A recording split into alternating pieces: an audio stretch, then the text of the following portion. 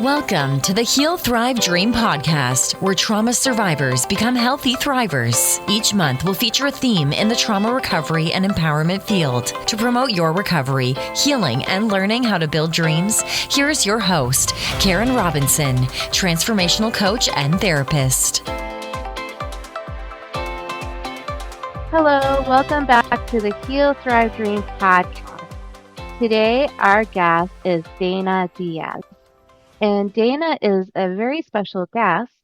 Why, you say? Because she's on my upcoming summit on peace after trauma. We really hope that you'll join us. The link will be in the show notes below. Let me go ahead and introduce Dana to you all. Dana S. Diaz studied journalism and psychology at DePaul University. While there's no better teacher than life experience, and Dana has had lifelong experiences with narcissistic abuse, her education did give her the ability to accurately verbalize and express how narcissistic abuse creates confusion and conflict within victims. Today, Dana is a proud voice for fellow victims who are unable, afraid, or ashamed to share their experiences. She strives to create awareness and understanding to ensure victims are given the support they need to first understand their situation and then begin the healing process.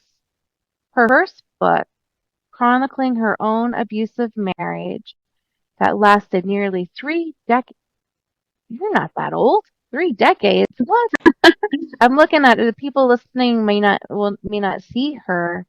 She looks pretty young to me. But anyway, chronicling her own abusive marriage that lasted nearly 3 decades started as a journal that she hid under the couch cushion in the basement. Yeah, I remember reading about the couch cushion. Yeah, well, I'm sorry for all that, but welcome to our show today. Well, thank you for having me. And yes, I am that old. I'm going to be 48 in December, but, lighting, makeup, it all makes it look a little bit better. Well, I am only 2 years older than you, but I feel like I look 80 years older than you. No, you do not. You're aging well despite everything you've been through. Well, thank you. It's like I said, though, it's an illusion, but, we'll take it. I'll take the compliment. Thank you. Okay. So is there anything in your bio that I didn't hit that you want to expound upon before we roll too far in? No, I mean, I think it's a lot of stuff to cover, and I think that is the best summary. My childhood definitely, the abuse I experienced there definitely led me into, my relationship husband, so I understand it better now, and I'm glad that I do have that background in psychology that, and I always wanted to understand, because I think that's part of, self-awareness, is understanding why people behave the way they do, why I behave the way I, did, the choices I made. We're all very complex, and it all is interrelated. So. Yeah, I'm really glad that you said that, because patterns are a thing. And Yes. It made me think of two things. Like, I had my degrees in clinical social work, and I remember my mind being blown when they would describe client case scenarios, and it was like my life they were describing, and just sitting there trying to process the information for my learning, but also process like, oh my gosh, this happened to me. I never had this label before, and it is powerful to know that you're not alone and know what the labels are, but also the pattern of, had we not experienced what we had in our childhood, we maybe not have fell into the pattern of our relationships after. So exactly. What are you willing to share about your childhood that would help us understand the abuse that you went through?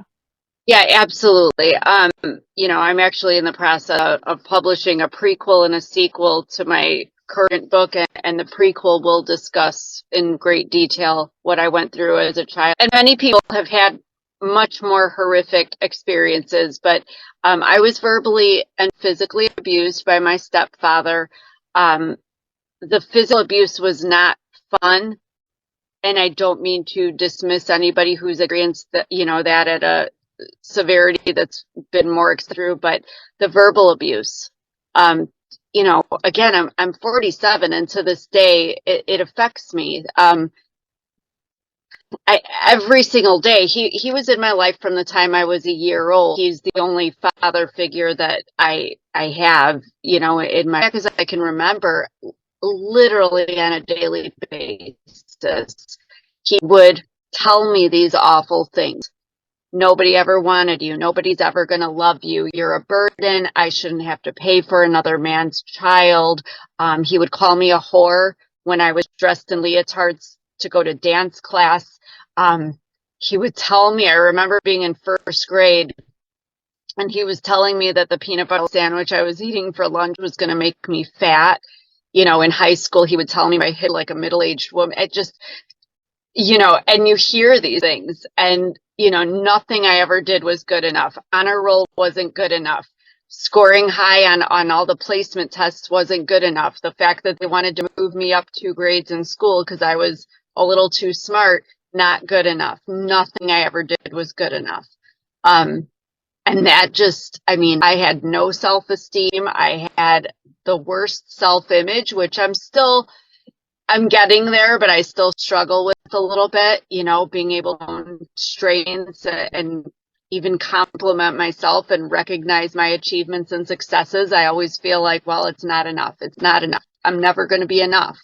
And my mother, unfortunately, I'd go to her, and even as a little girl, because I was a strong-willed little girl, I would stand up for myself, but standing up for myself got me the physical consequence. The physical abuse came in, because you don't stand up to somebody that's that domineering and abusive.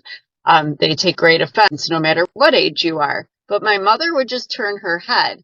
Now, the little nugget that is missing here is I was the result of, I'm a teenage pregnancy. My mother I was born on her 17th birthday. She did not want me. In fact, she wanted children because she had her tubes tied immediately after I was born. And back then they would do that when you were 17 and didn't want children. Wow. So yeah, wow. So when I say she didn't want me, that's probably the only truthful thing my stepfather ever told me, was that nobody would ever want me. Nobody ever did want me. So why they kept me is curious, but needless to say, my mother wasn't very interested in any of my issues that I was having. She turned her head, or she would tell me that I must be lying to get attention. She actually, I think, convinced that I was self-inflicting my wounds. And she just would tell that I was difficult, I was sensitive, that I was a liar. She thought I was mentally stable. To this day, we have no contact, but to this day, even recently, I've heard she tells people I'm bipolar, which is neither here nor there. I am or not. I'm her daughter. Why is that, is that considered a judgment or a stigma? But, obviously, I had nobody to turn to. I would go to school. I would have marks on my body. I would be very withdrawn because I was going through things that I couldn't process as a child. I just didn't assume I didn't fit in anywhere. And because that's another thing he would tell me is I wasn't part of their family. I was just there, and they just felt that they had to clothe me, feed me, and that was it. But, I didn't feel love. I didn't feel, and so yes, that affects a person. By the time I was 12, 13 years old, I was never suicidal, but I did not want to live my life. I did not want to live at all. Sometimes I would just sit in my room and cry because I didn't know why I was here. Why did I even exist? What was the purpose? Just to suffer? Because who wants to suffer? And that's hard. When you're growing up, you have enough going on to have to deal with all these, really existential, thoughts going through your mind. And so it was a lot, but I knew that it was wrong. and I knew to get out of there as soon as I was 18 years old. So as soon as I legally could, I just left. And if I had to sleep in my car at the train station, then that's what I did. And if I got to sleep at a friend's house on the couch or at my boyfriend's house, well, then that's just what it was. So That's a pretty powerful story. Um, a lot of emotional abuse in that for sure. yes. What do you think? So you mentioned having a stubborn or strong character. Where do you think that came from? Like, how did you didn't take your life? Like, what do you give credit to your will, determination to live?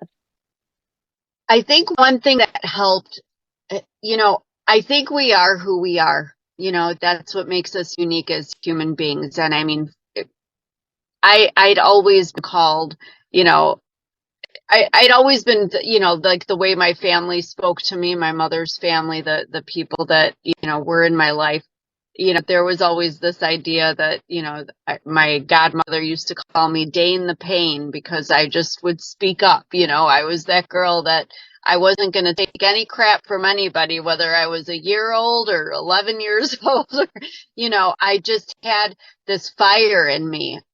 Maybe it was a sense of justice, which is obviously coming full circle now. It's just who I am. But I did have my great grandma who, when I was born, she did take care of me. And I did live with her for a hand years before my mother took me to live with her. And the man so my great grandma was very nurturing, very loving, all the things that you would think a mother to be. So I think in my head, I had that, thank goodness, I had that foundation. I knew what it felt like to be loved and to be nurtured and to be validated and, to feel that sense of belonging and connection to another human being in that way. So I think having that made it, the contrast of living with my mother and her husband, it just really confirmed to me how wrong it really was. And obviously as a little girl, I had a couple of friends that I eventually, would go to their houses to play and whatever. And I would see how their parents were with them and with each other. And, so I just had a sense. I mean, you do notice things around you and observe. And, so I knew what was going on in my house was not, I don't like to use the word normal, but it wasn't right. It was very, very wrong. And I think that, like I said, just the basis of who I am is just that I'm that person that's going to stand up for what's not right. I would as little and tiny as, when I was a little girl and I was a little peanut, and I remember even on the school playgrounds, if somebody was being mistreated or made fun of, I just would march right over and tell whoever the bully was, excuse me, but you don't get to right. And then I got, pushed around and made fun of and everything. I was bullied quite a bit when I was a kid, so I was getting it in every direction, but I've just always been this way. Okay. And as a teenager, did you have any kind of acting out behaviors, anything that we would call maladaptive coping skills because of the traumas that you went through? I have to say, honestly, of course I'm biased, but I was a good kid. I didn't go to parties. I didn't, I got really good grades pretty effortlessly. I didn't drink. I didn't do any of that stuff. You know what I mean? I played viola in 2 symphonic orchestras. I taught myself to play piano. I kind of just immersed myself in music and dance. Those were the 2, major things in my life, because for me, I learned really quickly when I was little that, yeah, if I did stand up to anybody, I was getting my butt beat. And, the beatings got worse as I got older in the house. It would start when I was little with gripping me too hard to where hand marks or bruises were left. And by the time I left the house, I'd been strangled and thrown down some stairs and everything in between. So I didn't want to provoke that. So I learned through expressing myself through music or even just listening to music and listening to the lyrics. I couldn't get in trouble for that, but it helped me sort of release or feel the emotions I was feeling. And honestly, music helped me feel like I wasn't alone either, especially listening to music, knowing that somebody who wrote those lyrics they get it, they understand. So I feel like I was getting validation through these other, elements in my life, and thank God for that.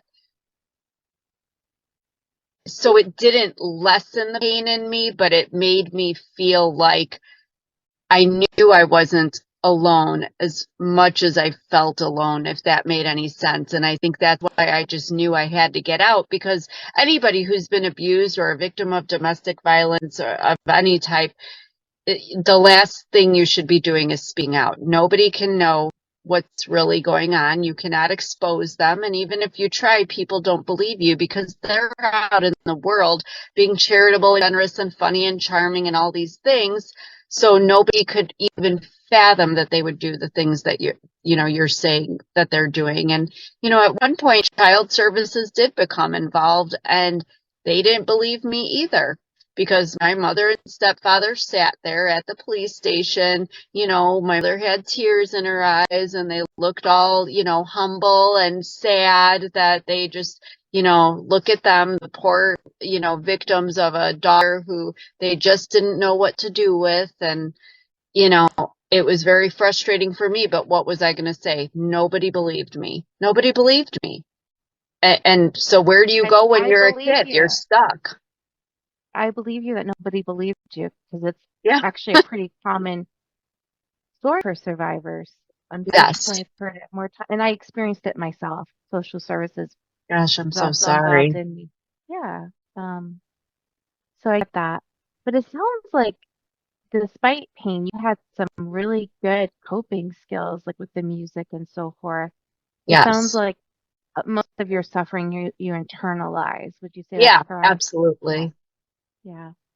Okay, so it sounds like you got married really young, 17, 18? Well, no, I got out of the house when I was 18. I was with my high school boyfriend. I wouldn't say sweetheart. That's a whole relationship that I think I just needed some, unfortunately, when you come out of a childhood where you don't feel loved and you don't even feel worthy of love, and that the only way that you're going to get treated nicely is by earning somebody's approval. I always liken it to being a puppy. I was out there in the world, like sitting there, eagerly waiting to, get a treat. When is the owner going to give me that little treat of love? And if I do tricks, I get treats, right? So, when I was about 19, I met my ex-husband, who I was, with for 25 years or so. And the funny thing is, the second I met him, he was aloof. He felt entitled. He wanted servitude. And I thought, oh, no, sir. Like, this reminded me of my abusive stepfather. And I'm like, oh, talk about red flag. He was a walking red flag, and I wanted no part of him. But I'm just going to say it. I was so starving for love and attention. I was desperate. And so when he called me, a couple weeks later and said, hey, do you want to come over? I did. I did, because I thought maybe I'm being too judgmental, and it's, why not? Give it a try. Worst that can happen is I still don't like him, and then I'm nowhere further than where I was. So why not? But no, I still didn't like him, and I liked him even less, actually. But by the end of that night, hanging out after everything that happened that night, which wasn't a good night, but he's telling me he loves me. It's the two of us against the world. It's like he knew all the right things to say to me to lure me into that spider web. He was weaving his little web of craftiness, and I fell for it. I was young. I was naive. Somebody said they were going to love me. Yes, I was going to go with it. I was going to see what was going to happen. Do you judge yourself for needing love so desperately, or are you I kind to don't. yourself about that? I don't. And that's the thing, is that, you know, throughout my life, and even now as I'm speaking out about it, I think one of the ways that, you know, part of the healing process, especially in the beginning, is to accept what has happened. But I feel like you have to be honest with yourself, you know, because so many people do judge and say, oh, well, I would never do that, or, oh, you're weak, or you should have been stronger. I shoulda, coulda, woulda. But guess what? I was not raised by anybody who made me feel worthy or deserving of any more than what I got.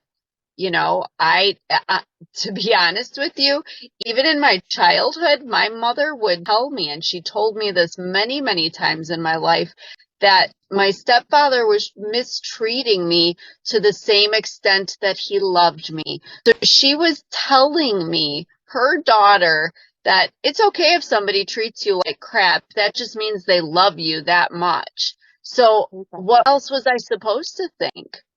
So that doesn't make me weak. That doesn't make me, you know what it makes me? It makes me a product of my circumstances. Did I want to be that way? No, I didn't want. Who does? Who does? Right. None of us want to be in that situation. But to be honest, yes, I was desperate. Yes, I looking back, I didn't know what a codependent was, but yeah, I was, I probably still have some of that in me now, even though I feel, you know, mostly recovered.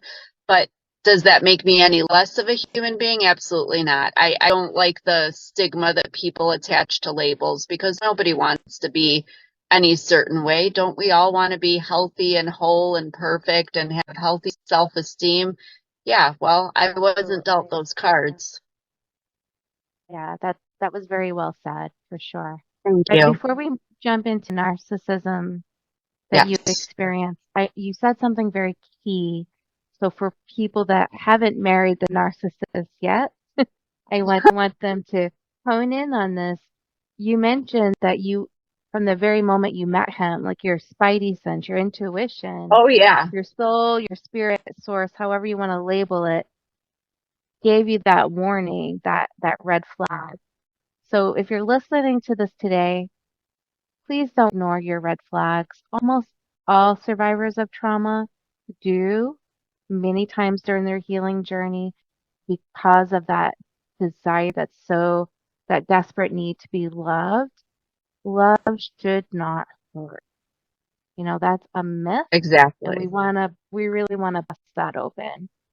So anyway, so thank you for calling attention to that flag, because I do believe most of us ignore it when we're young, No, especially. I agree with you. And just one little note to add on to what you just said, you know, people do often ask me, you know, especially because of my situation, like, how could you not see it coming with your ex?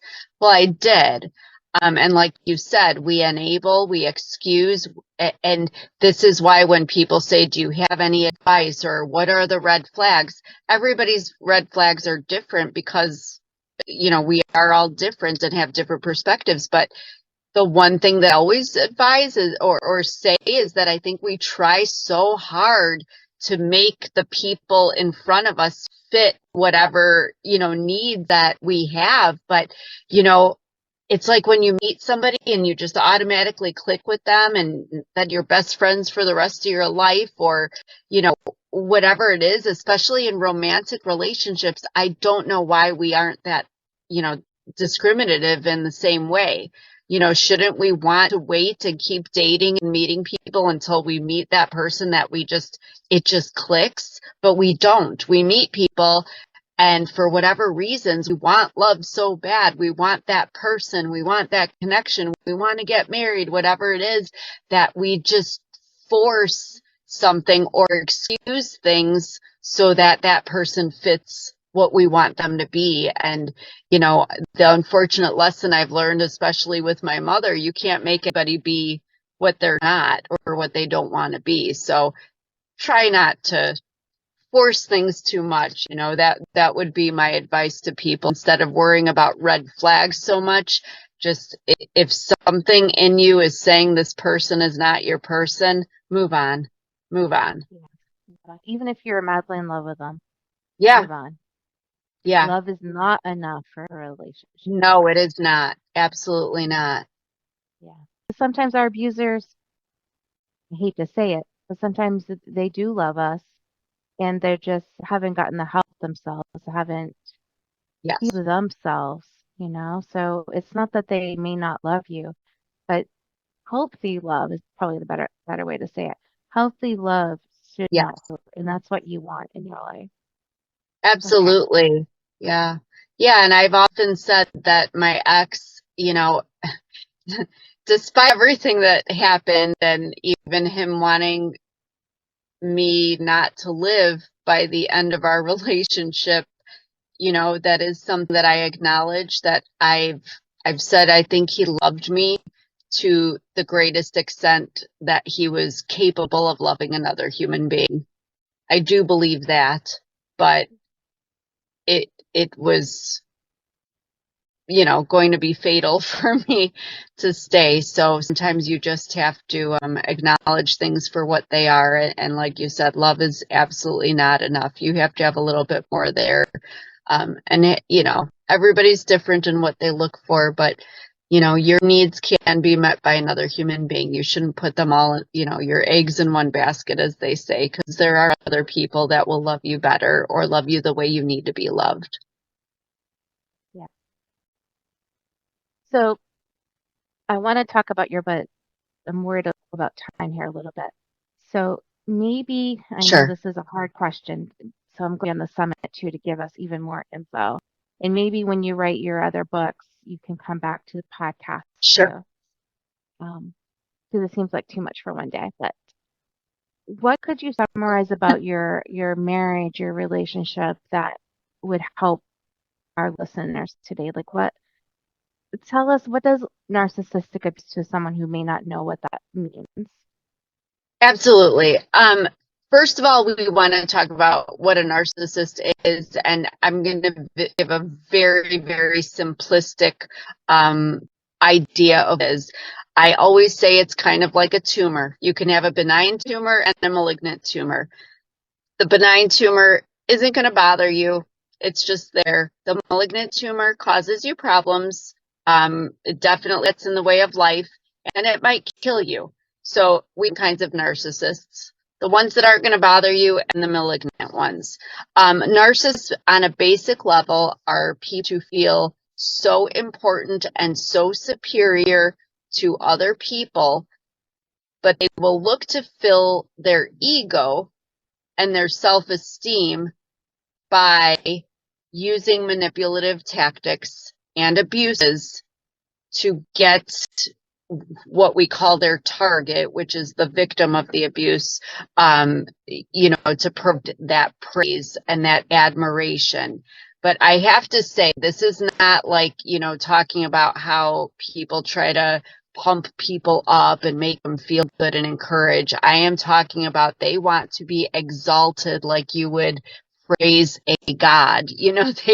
They have to be above all, the best, number one in everything, in every way, but they come in different forms. My stepfather was outwardly narcissistic, very clear to everybody, bragging about he's the best, he's the one, look at all these things I have, and I'm all powerful and almighty.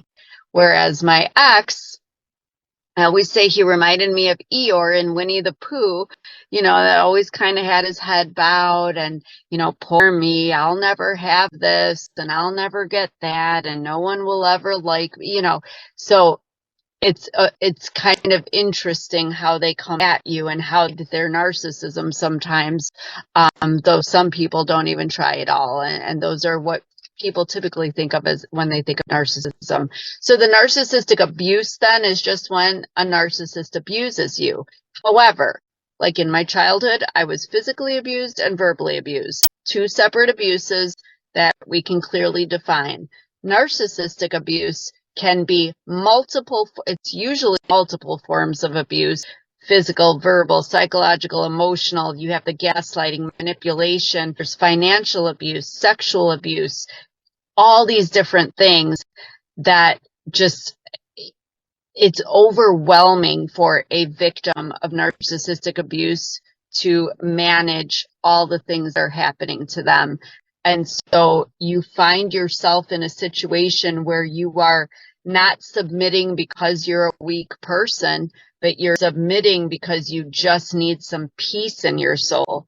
You just need to keep things cool and not provoke anything, especially when you start having children and there's children involved. And even, I didn't even get into this in my book, but when there's pets or animals involved, they get the brunt of things too. So you're trying to manage, you know that this narcissist is putting all the burden on you. Everything you say, everything you do, even your nonverbal facial expressions, your gestures, they are going to take as some sort of offense. So you internalize this. You are responsible for how everybody gets treated, how everything gets done. So if something happens, it is your fault. But you also then know that you can control the peace. And that's when you start to submit. You follow their rules. You stay within your bounds because you don't want to cause any kind of confrontation or abuse to happen or provoke any physical harm to anyone or anything.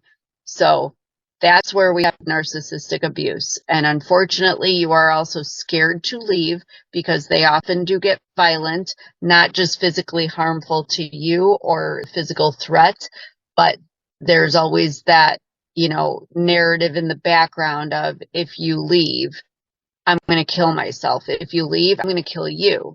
If you leave, I'm going to take the children away. And so you're terrified. Yep. Thank you for all of that. Yeah, I think we'll just have to have you back. So tell Okay. us the name of your book and what's I know your book is pretty thick. So what's a really good nugget for our listener? Encourage them to get your book and read it for themselves. The name and the nugget. Absolutely. The book is called Gasping for Air, The Stranglehold of Narcissistic Abuse. The nugget in there, they're kind of combined. The name of the book comes from the physical illnesses that I developed as a result of the chronic stress of the abuse. Realize that the stress can actually affect your life in a big way. At one point, I was told my body was shutting down. But the big nugget at the end, there is a happy ending, is that I'm happy now. I am healthy. I am good. Life is good. I have been through some healing. I have just 3 short years ago, I was still experiencing domestic violence in the aftermath of the divorce from my ex. But I am here today, 3 short years later. I am thriving. My life is transformed. And I talk about towards the end of my book about how that came to be. But I was that girl that even as a young girl that didn't even want to live. And now I am not just living physically. I am living like my soul is happy and I'm at peace and I'm good and I'm just a whole person and I have self-respect and self-love. So everybody can have that. I can't wave a magic wand and make it happen for everybody, but I can certainly help people that have been down the same road that I have, follow the same path that I've been going and going in the right direction. So thank you, Dana, so much. Your story is very, very powerful, and I believe it will help a lot of people, empower a lot of women to get healing. So thank you for being with us today. Well, thank you so much. Thank you for listening in today. Please join us next week, same day and time. Also, I would love for you to check out my website, HealThriveDream.com.